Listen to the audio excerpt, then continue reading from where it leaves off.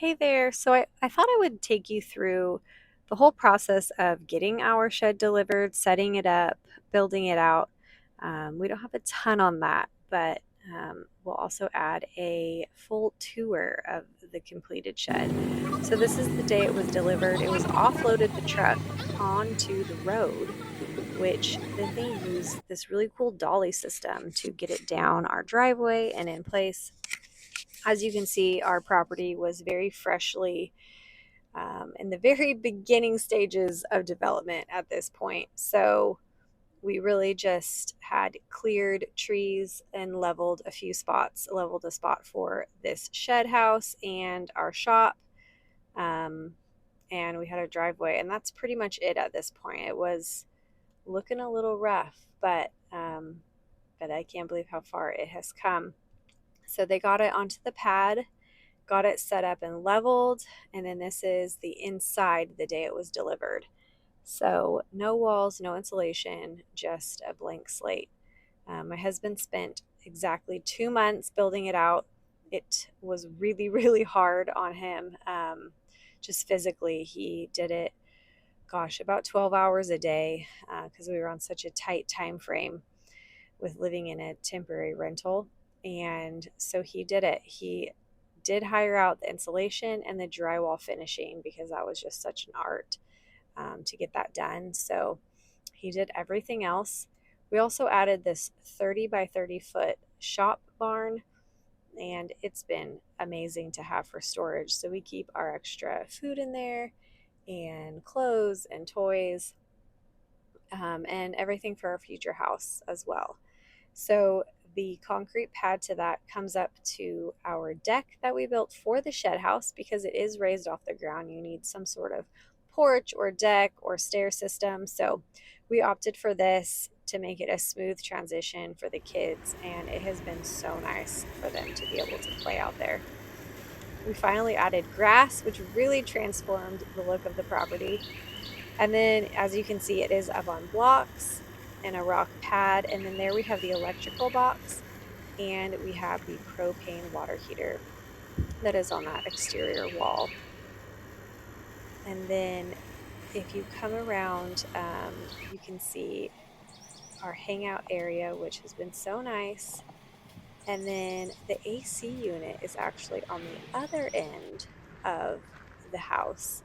And this will actually stay there. So if and when we move it off site, it will remain on attached to the building and able to just go with it. So we wanted to set it up as easy as possible to be moved if we do end up selling it. So this is the yard, and this over here is actually our future house site. So we do have to remove a few more trees into the forest. Our chickens are down there right now, so they're going to have to, be moved over a little bit, but that is where the house will go. We have a creek that runs along the back of the yard there, and then our garden. And having this garden and the outdoor space has really made living small so much easier. So right when you come in the house, we have this cute little entry closet, which has come in so handy. And then we have a pretty large pantry for how small our house is, but we knew it was going to be super important for storage. And as you can see, we fit so much in here. So this is our food that we use often. And then we do keep extra food and like your back stock outside, canned goods, dry goods, things like that. It is outside in a little pantry in the shop. But in here, this is for stuff we access a lot.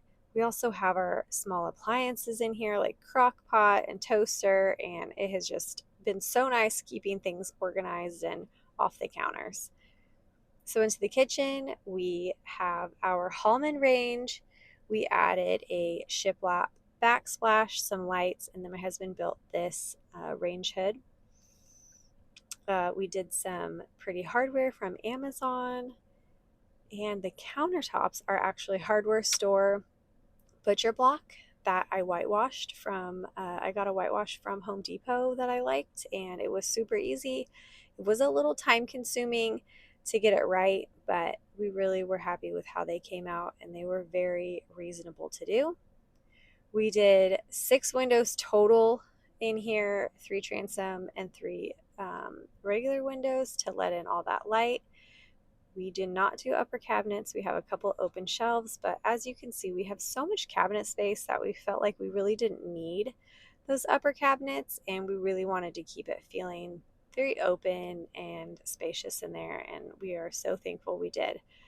We also have a little bit of storage under this bench that we built in, and making this built-in area really allowed us to have a small dining table because it really makes it kind of compact, and we all fit here comfortably. We have 4 little kids, and so we have a family of 6, and we eat dinner there every single night, very comfortably.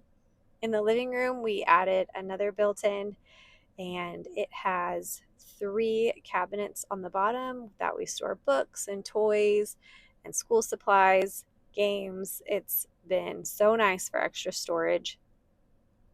And then we were able to fit in this small sectional, which, like I said, we have 6 kids, or I'm sorry, we have a family of 6. So it's really nice to have a sectional in there, so we can all cozy up together and everybody can fit on the couch. So we have a mini split for our heating and air conditioner. That is a unit that heats and cools the main living area. We also did add in a window unit in the kitchen because it was getting a little bit warm when we would turn on the oven. So here's the stairs that go up to the loft where the 3 older boys sleep and play with Legos. And then underneath the stairs is where we have our washer and dryer. They just go side by side. We have a little countertop above it for folding laundry and storing our detergent. And then on this side, we have the bathroom. We have 1 dresser in here for 2 of the boys to share. Having a double vanity is so nice for a family of 6 because we can have multiple people in there brushing teeth at one time. And then above the toilet, we have a little bit more storage for towels and extra toilet paper and things. So we haven't really noticed a storage issue in the bathroom. It's been totally fine, especially with 4 boys. They don't really they didn't really need much in there.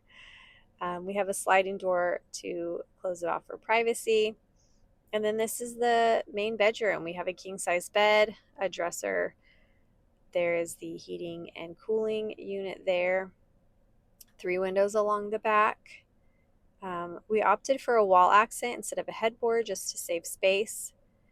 And then we have a family closet, which we all fit into just fine as long as I cycle clothes out with the seasons. And storage really has not been too much of an issue. We have a little more under the stairs there. And there it is. Thank you so much for coming along, and let us know in the comments if you have any questions. And I'll add paint colors and things down below as well.